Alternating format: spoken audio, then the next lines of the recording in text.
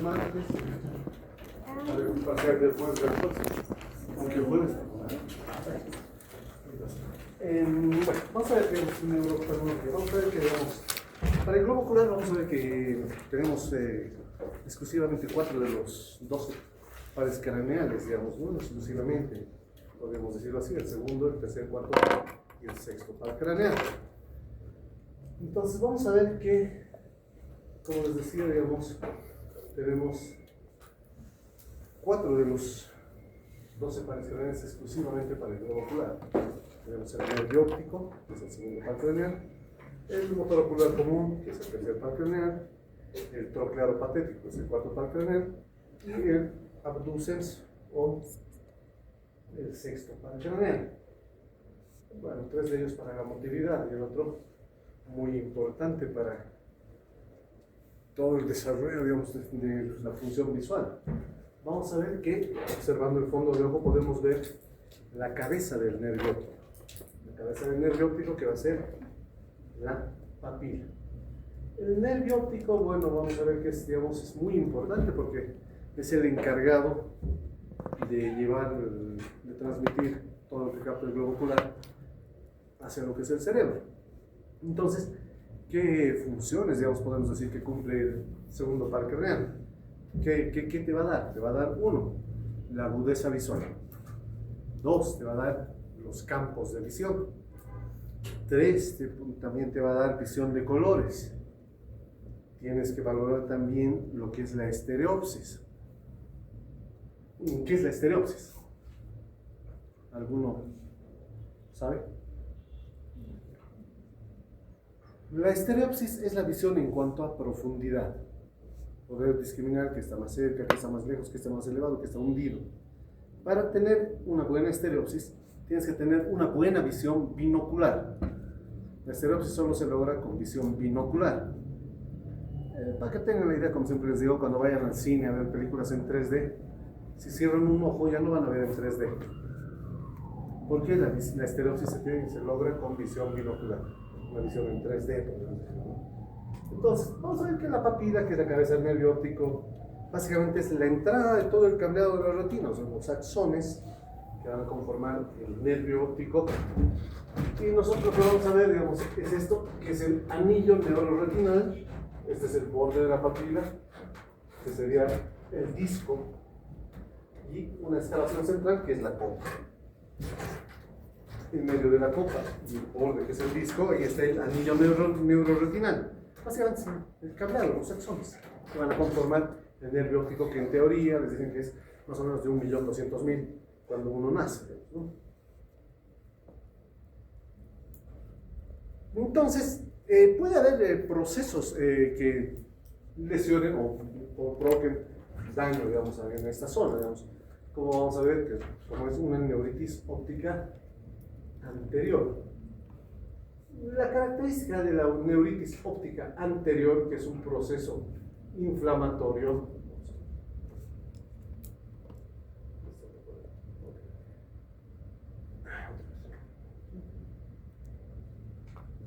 la característica de una neuritis óptica anterior, al ser un proceso inflamatorio cerca del nervio óptico, va a haber un borramiento de los bordes del disco.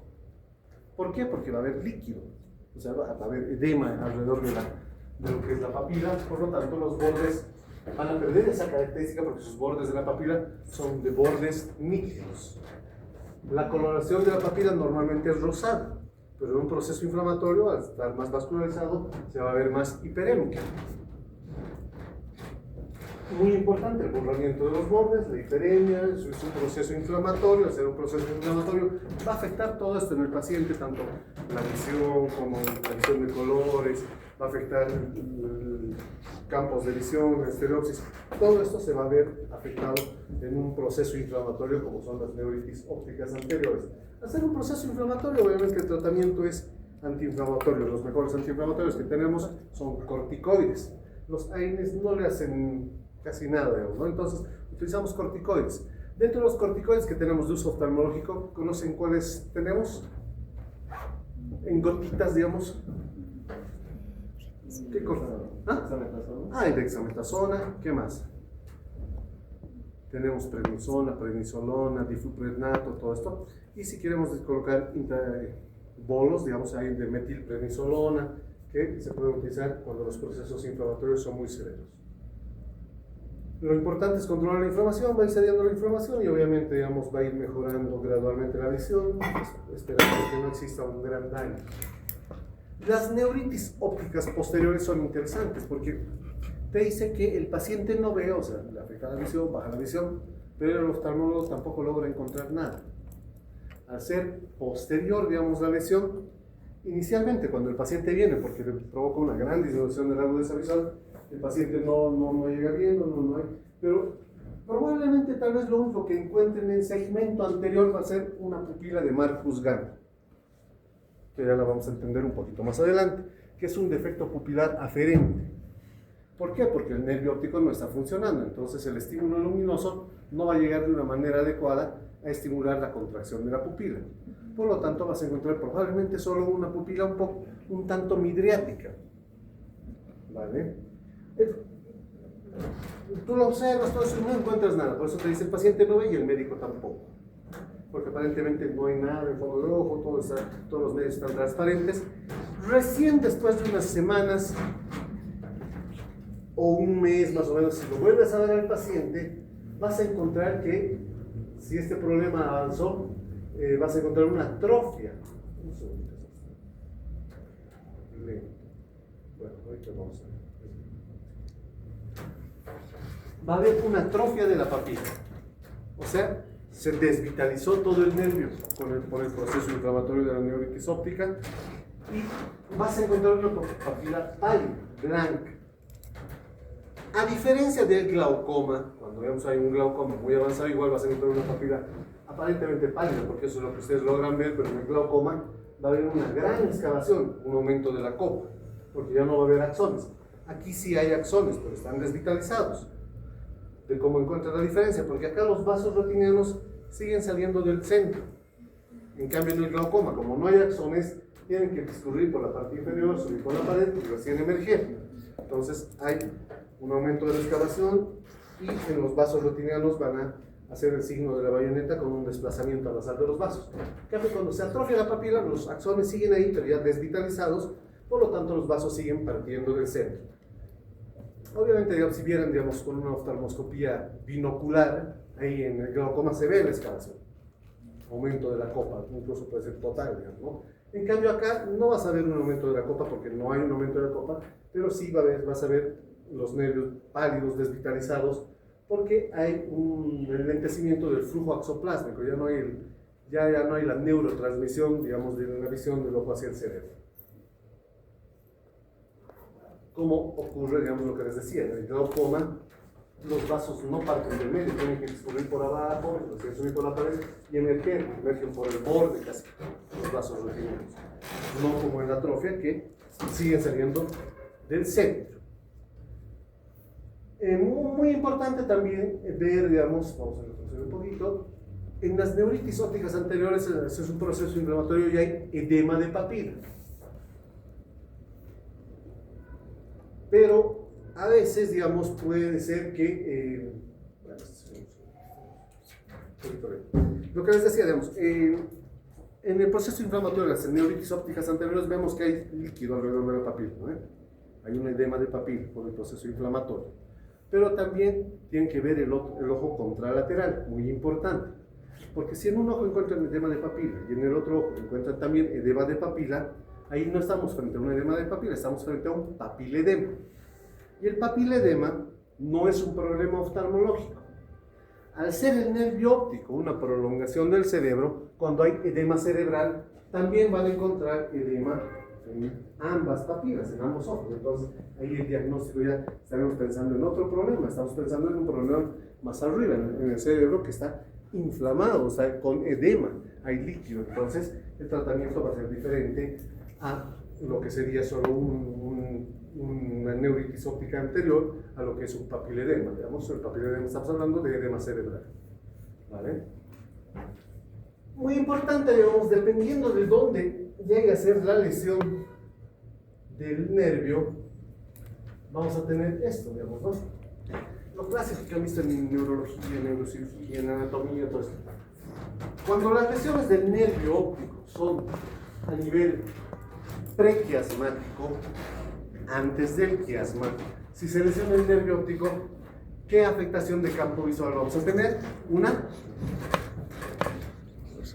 ojo no está viendo, eso se llama ceguera o amaurosis. Amaurosis del lado afectado. ¿Vale? Si digamos la lesión ocurre en el quiasma, vamos a tener que las fibras de los ojitos del lado temporal, que dice que tienen un trayecto rectilíneo, pero las fibras que se entrecruzan son las fibras nasales. Vamos a tener que lo más común para una afectación a nivel del quiasma es el gigantoadenoma de hipófisis, ¿vale? Entre los tumores más frecuentes, digamos, que se ven en neurocirugía, digamos, el gigantoadenoma de hipófisis, que se encuentra en la silla turca, por debajo del quiasma, que antes, digamos, nosotros solicitábamos una placa lateral de cráneo para ver, digamos, te decía que había una destrucción de las apófisis clinoides en el esfenoides, y eso era por un aumento del tamaño de este tumor. Ahora le piden una tomografía y obviamente ahí van a ver mucho mejor el tamaño, todo esto, ¿no? Entonces, hormonalmente pueden pedir, de acuerdo a lo que estén sospechando, si el paciente tiene galactorrea gigantismo, verán qué células más o menos están las afectadas, pero el tumor crece. Y cuando crece, lo primero que va a afectar, va a comprimir, va a ser las fibras que se entrecruzan y las que están abajo, porque el tumor está abajo y aquí está el quiasma, digamos. Entonces va a empezar a apretar al quiasma. Entonces las primeras fibras que se afectan son las nasales inferiores, ¿verdad? Te dice en teoría que, digamos, la afectación del quiasma es hemianopsias bitemporales. ¿Qué quiere decir? Que no vemos las partes temporales de ambos ojos. Pero si el paciente fuera un poquito acucioso, se daría cuenta cuando el tumor está empezando a crecer, pero las primeras fibras en comprimirse son las nasales inferiores. Las fibras nasales inferiores, ¿qué campo de visión miran? Las temporales. Me parece que te equivocas, no pasa nada. La superior. ¿Ah? La superior. Superior y... Para que se den cuenta más o menos, este es el requino del ojo izquierdo. Las fibras nasales terminan en el campo de visión temporal y las fibras temporales terminan en el campo de visión nasal. Las fibras inferiores terminan en el campo de visión superior y las fibras superiores terminan en el campo de visión inferior. Si las primeras fibras en comprimirse son las nasales inferiores, temporal superior. Entonces vas a perder el primero no haces una hemianopsia bitemporal, haces una cuadrantanopsia. Pero el paciente, bueno, todo el mundo más nos fijamos en lo que vemos de frente y la mirada hacia abajo. No le prestamos tanto atención a estos campos de visión, temporal superior. Por eso el paciente no se da cuenta inicialmente. El tumor sigue creciendo y ya va a comprimir las fibras nasales superiores y ahí recién ya se van a ver afectados no solo cuadrantanopsias, sino le afecta también este campo de visión. Y es ahí donde el paciente recién no está viendo estos costados. Y ahí muchas veces va a una consulta oftalmológica donde ni bien tomas la agudeza visual, le tapas un ojito, no te va a ver las letras de este lado. Le tapas de este ojo, no va a ver las letras de este lado. Es como si estuviera cortado con tijera para ese paciente. Por eso te dicen, los problemas neurológicos respetan el RAFE medio. Es como si estuvieran cortaditos con tijera. Incluso cuando solicitan los campos de visión, te van a salir así los campos de visión en una campimetría computarizada. Ahora, si el tumor sigue creciendo, va a comprimir otras fibras más y se van a ver afectados. O incluso después de la misma cirugía, si le solicitan un campo visual quirúrgico y postquirúrgico, aumenta su defecto de campo de visión porque obviamente al retirar el tumor también tocan algunas fibras, digamos, del quiasma. Entonces va a haber una disminución, les puedo asegurar. Entonces ahí tienes en teoría una hemianopsia bitemporal. Diferente sería, digamos, como siempre les digo, si fuera un tumor supracelar o por arriba del quiasma.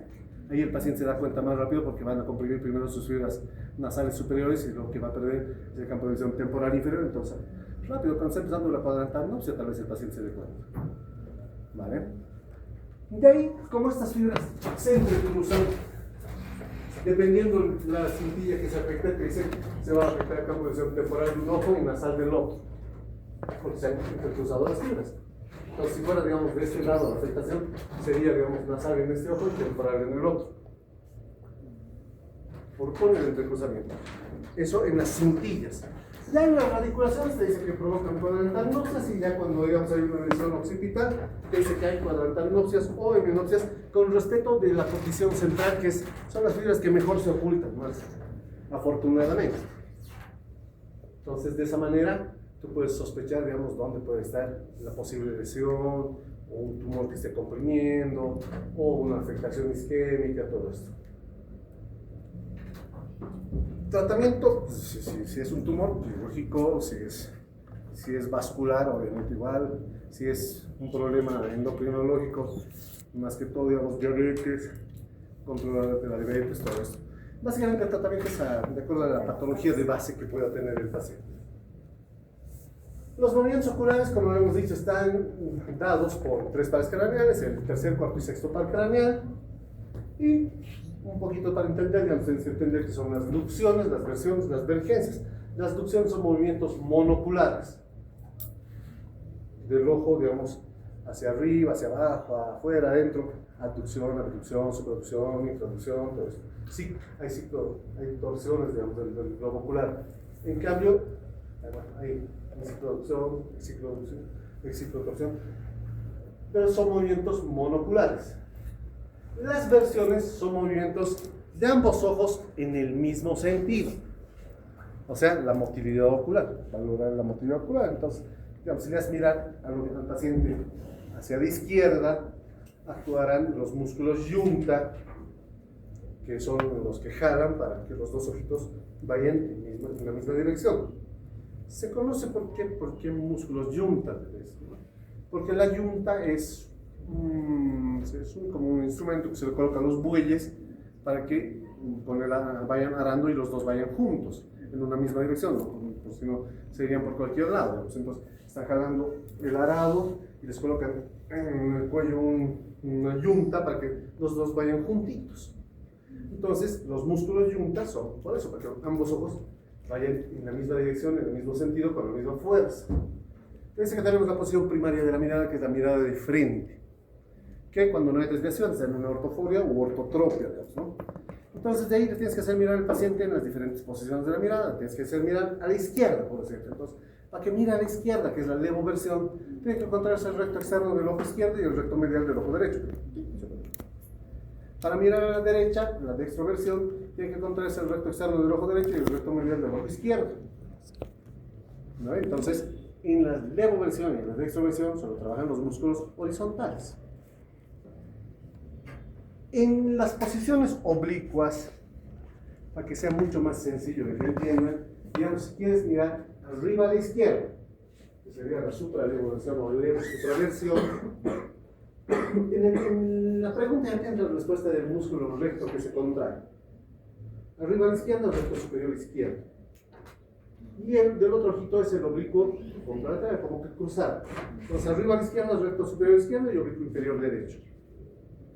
Para mirar abajo a la derecha, por ejemplo, el recto inferior derecho, oblicuo superior izquierdo.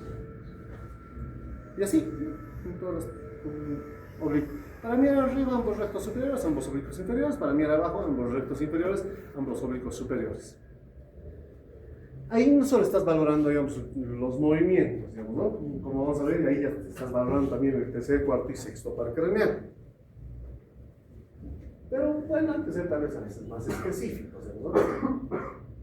En la exploración lo puedes decir, digamos, abajo a la izquierda, el recto inferior izquierdo, oblicuo superior derecho.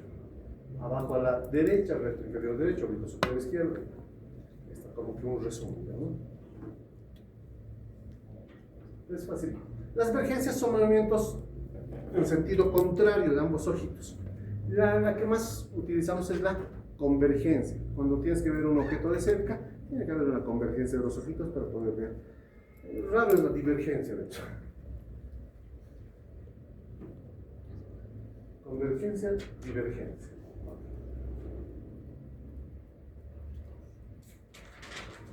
Entonces, como toda afectación, digamos, si estos son pares que son netamente motores. ¿Qué sucede cuando se paraliza? Entonces vamos a ir del más sencillito, digamos, del sexto par craneal. Para valorar el sexto par craneal, que es el abducens, que hace la abducción, que es la mirada hacia afuera, entonces, ¿qué músculo inerva? El que mira hacia afuera es el recto externo. Entonces, a ese músculo inerva el sexto par craneal. Te dice que cuando se paraliza el ojo se desvía hacia el lado contrario de la función principal que ejerce. Eso en todas las parálisis.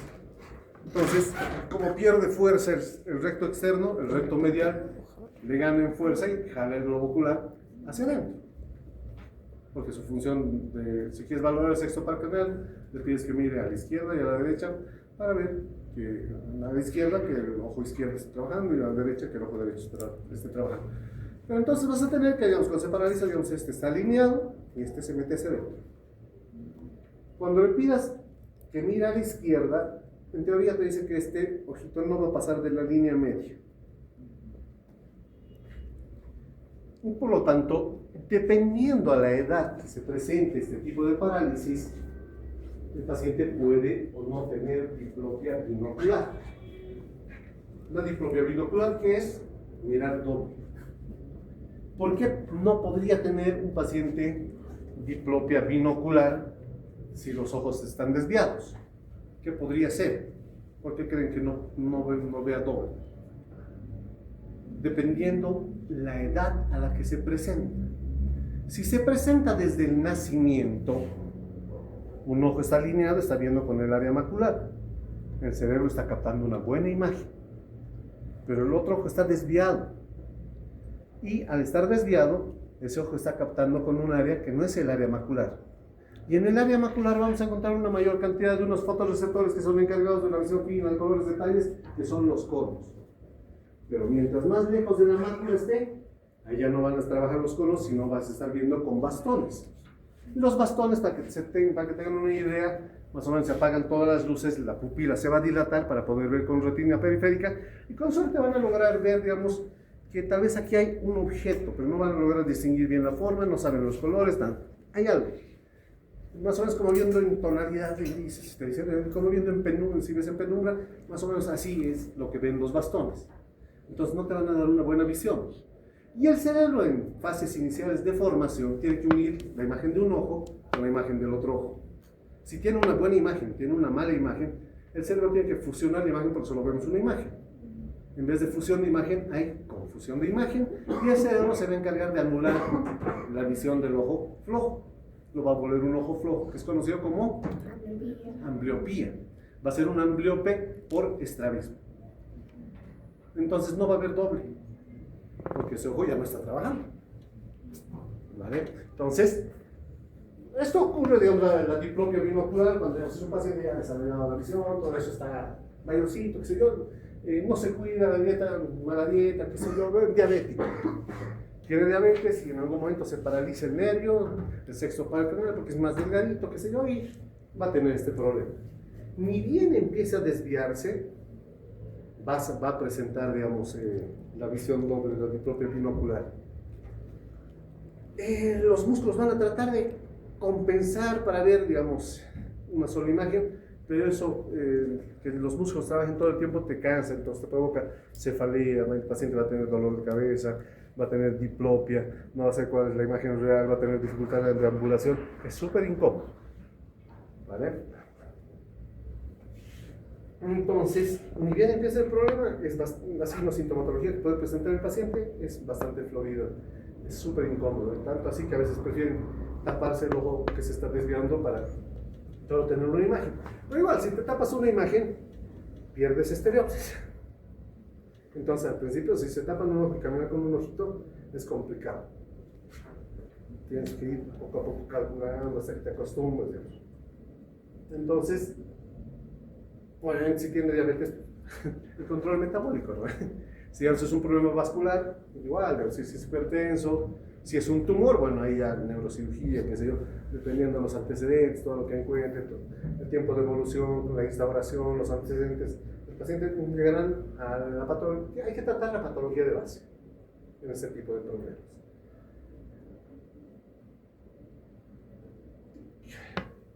El cuarto par craneal, el troclear o patético. ¿Cómo valoramos el cuarto par craneal? ¿Qué le pedimos al paciente? Que mire la punta de su nariz. El cuarto par craneal, su función principal es mirar abajo y adentro. Entonces, en teoría, que mire la punta de su nariz, o también, si quieres ser más específico, que mire el hombro contralateral del ojo que estás valorando. De la misma manera, cuando se paraliza, si su función principal era mirar abajo y adentro, el ojo se va a desviar hacia arriba y afuera, ¿no? Haciendo lo que es la mirada patética. Por eso el cuarto par craneal, troclear o patético. Troclear porque tiene su tróqueo, ¿no? El músculo donde tiene su poder de sujeción anatómicamente, ¿no? Pero patético era por eso, digamos, ¿no? Entonces, de la misma manera, pues el diabetes, hipertenso, traumas, una y otra cosa.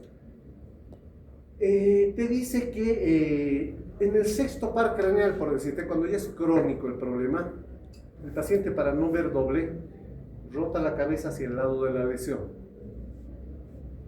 Porque este ojo está, digamos, desviado hacia adentro, y para no ver doble, gira de esta manera. Ahí como que la imagen ya es una sola, entonces rota. En el cuarto par craneal, inclina la cabeza para compensar el grado de desviación. ¿Vale? Cuando es crónico, cuando ya es de largo tiempo de evolución, porque al principio el paciente no sabe cómo hacer. Entonces está buscando una posición compensatoria, o sea, son posiciones compensatorias. Tratamiento de la misma manera, de acuerdo a la patología de base. El tercer par craneal, muy importante, vamos a ver que inerva todos los 4 músculos de la motilidad ocular. Porque inerva también a otro músculo que es el elevador del párpado superior. Por lo tanto, este paciente va a tener ptosis palpebral, dependiendo de la rama que se afecte. Porque el tercer par craneal va a tener 2 ramas, una rama superior y una rama inferior. La rama superior inerva al recto superior y al elevador del párpado superior, y su rama inferior va a inervar al recto inferior, al recto medial y al oblicuo inferior. Entonces, cuando se paraliza, pues está la ptosis, y bueno, no está viendo doble porque el párpado está tapando. Pero cuando lo elevas, el ojo está desviado hacia afuera, porque el sexto está trabajando y jala un poquito más fuerte. Entonces, le pides al paciente que mire adentro, no va a poder, arriba no va a poder, abajo no va a poder.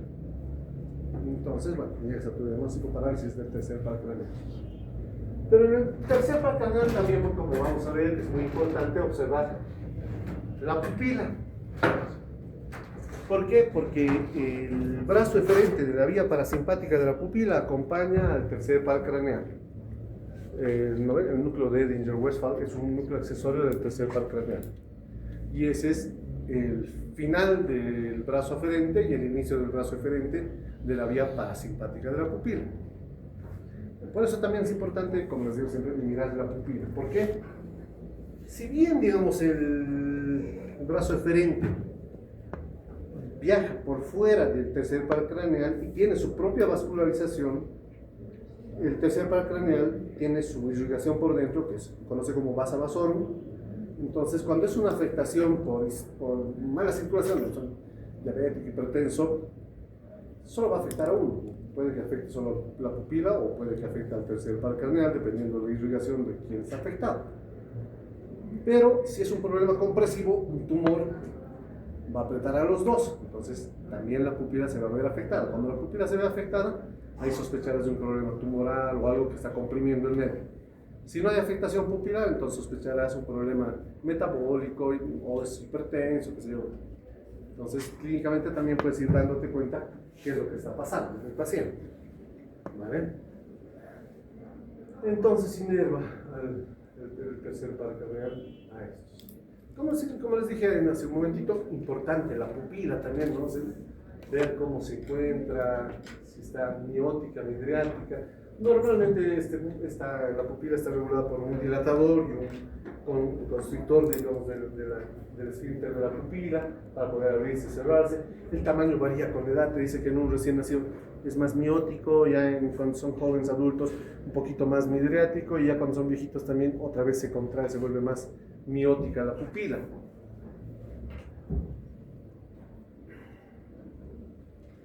La pupila es el regulador de la entrada de luz. Y al ser el regulador de la entrada de luz, cuando hay mucha luz, se contrae. Cuando hay poca luz, tiene que dilatarse para captar mejor la imagen. Disminuye las aberraciones cromáticas y esféricas. Un paciente con miopía ve borroso de lejos.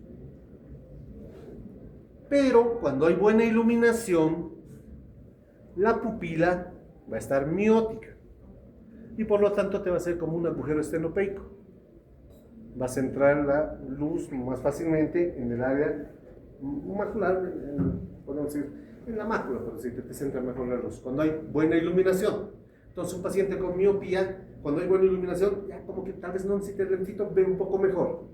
El problema es ese paciente que tiene que utilizar lentes, pero no utiliza su lente, y ya esta tardecita tipo 5 o 6 de la tarde, cuando ya tiene que irse a su casa, ahí ya como que el sol se está ocultando, ya un poco más de penumbra y todo eso, y ahí tu pupila se tiene que abrir, y ahí ya no te hace ese efecto estenopeico, entonces como que te baja la visión en ese horario. ¿Vale? Entonces, disminuye las aberraciones cromáticas y esféricas de eso.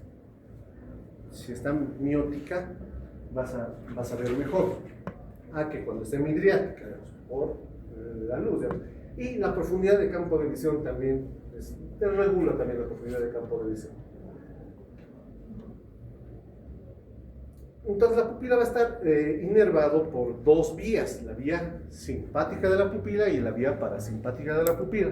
La vía parasimpática de la pupila va a iniciar con el estímulo luminoso captado por la retina, que va a viajar a través del nervio óptico, va a sufrir una primera decusación a nivel del quiasma, va a seguir su trayecto llegando hasta el cuerpo geniculado lateral, y antes de llegar al cuerpo geniculado lateral va a emitir unas fibras que se van a un núcleo, que es el núcleo pretectal, donde tienen una segunda decusación las fibras, y de ahí este núcleo pretectal va a emitir unas fibras hacia el núcleo de Edinger-Westphal, donde tiene una tercera decusación, y este brazo aferente va a terminar a nivel del núcleo de Edinger-Westphal, y es ahí donde este núcleo de Edinger-Westphal, que es un núcleo accesorio del tercer par craneal, va a iniciar emitiendo sus fibras que van a acompañar al tercer par craneal para llegar a estimular a la pupila para la contracción. Le iluminamos, la pupila se contrae. Eso es conocido como el reflejo fotomotor. Y también te iluminamos y el otro ojo también se contrae. ¿Por qué? Porque tiene tres decusaciones. Entonces, esas decusaciones están permitiendo que el otro ojo también reciba el mismo estímulo y también se contrae. Entonces, ahí tienes el reflejo fotomotor y consensual. La vía simpática de la pupila va a iniciar en el hipotálamo posterior. Va a viajar, va a tener una primera neurona, conocida también como neurona central, y va a viajar hacia un centro de integración que es el centro cilioespinal de Busch, que se encuentra entre C6, C7, T1, T2. Ese es su primer núcleo de integración, y de ahí emite unas fibras que se conocen como segunda neurona o preganglionar, porque es antes del ganglio cervical superior. Esta segunda neurona va a tener relaciones importantes con el vértice del pulmón, pasa por encima del vértice del pulmón y pasa por debajo de la subclavia. Por lo tanto, tumores como el tumor de páncreas pueden afectar esta vía, o cuando haces cateterismo de la subclavia puedes lesionar esta vía. Y llega hasta el ganglio cervical superior. En el ganglio cervical superior va a tener una tercera neurona que se divide en dos, una que va hacia arriba y el otro que va a inervar cuatro cosas: la sudoración facial, pero esta de la sudoración facial tiene su rama propia, y va a inervar la glándula lagrimal, va a inervar la pupila y va a inervar al músculo accesorio del elevador del párpado superior, que es el músculo de Müller.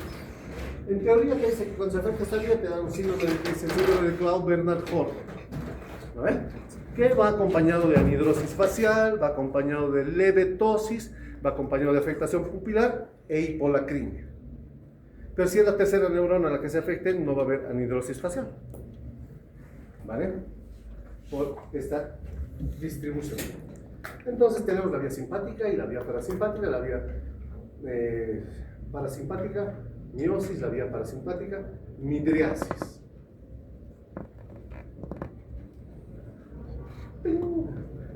Puede haber diferentes tamaños de pupila, te dicen que pueden ser normales cuando son menores a 0,2 milímetros entre un ojo y el otro ojo.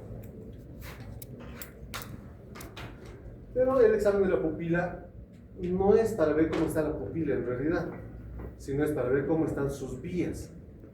Entonces vamos a tener el fotomotor y el consensual, que ya lo han entendido, ¿no ven? Por la vía parasimpática. Entonces, bueno, lo que ya hemos visto, lo que se explica de la vía parasimpática. Lo que les decía, cuando estimulas con la luz, el estímulo viaja a través de la retina para subir niveles de construcción a nivel del piano, viaja antes de llegar al cuerpo geniculado lateral y metilaciones al núcleo pretectal, del núcleo pretectal al Edinger-Westphal, y ahí termina y emite sus fibras para producir la contracción a través de su brazo eferente de la vía parasimpática. Y bueno, al otro también lo estimula porque hay 3 degustaciones. Ok, entonces, ¿qué hacemos? ¿Qué es el reflejo fotomotor? ¿Cómo haces? Iluminas y ves que la pupila se contrae. ¿Vale? Ese es el reflejo fotomotor. Y también, pones tu manito ahí, iluminas un lado y ves que la pupila del otro lado también se contrae. Ese es el reflejo consensual. Pero ¿qué ocurre, digamos, si iluminas y un ojo no se contrae? Es más, puede que ya esté un poco dilatado, ¿no? Está un poco midriado. Entonces, digamos, está un poco dilatado, iluminas y no se contrae. Entonces, pero cuando ilumines el ojo contralateral, sí se va a dilatar, sí se va a contraer. Entonces, un reflejo fotomotor negativo con un consensual positivo te da un defecto pupilar aferente. Porque cuando hay un defecto pupilar eferente, va a ser fotomotor negativo y consensual negativo. ¿Vale? Entonces, ya lo entendí. Para eso es la vía simpática y parasimpática de la pupila. Entonces, el defecto pupilar aferente, lo que les digo, fotomotor ausente. ¿Por qué? Digamos, en este está iluminando la vía aferente, está normal, el estímulo se difusa en el diálogo, se difusa en el núcleo pretectal, se difusa a nivel del núcleo de Edinger-Westphal y emite su brazo eferente y se contrae la pupila. Este está bien. Entonces, todo está estético. En cambio, cuando ilumines el ojo afectado, como está esta vía lesionada, el nervio óptico está mal, o la retina, hay un daño extenso en la retina, va a haber un defecto pupilar aferente positivo, entonces, que es conocido como la pupila de Marcus-Gann. Va a ser una pupila más midriada y con el estímulo luminoso no se va a contraer.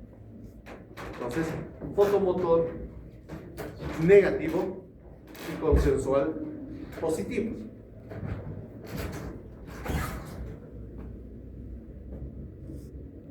En cambio, los defectos pupilares eferentes, ya les dije, fotomotor negativo y consensual negativo. ¿Por qué? Porque el brazo eferente, donde tenía que llegar el estímulo para la contracción de la pupila, se ve lesionado o afectado. Y este brazo eferente acompaña a qué par craneal.